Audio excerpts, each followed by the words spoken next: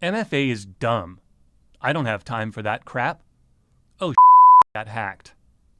I see you using your favorite password for everything, or some variation thereof, and the chances are that your favorite password is already published on the dark web.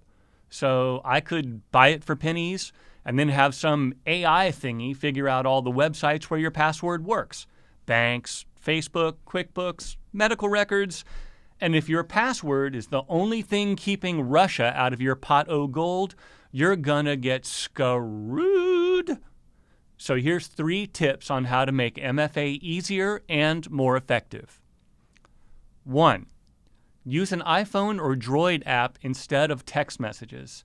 T-Mobile, Verizon, AT&T, all of them have been hacked recently. And why do you think the bad guys would target them?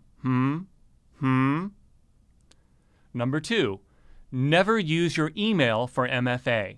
The chances are that your email is the first thing to get breached in the first place, and that kind of takes the whole M out of MFA. And 3, look into single sign-on, or SSO. With that, you can securely log into one account one time, but still access all of your stuff without multiple logins. So please click subscribe and notify for more training on how to make every day safer from cybercrime.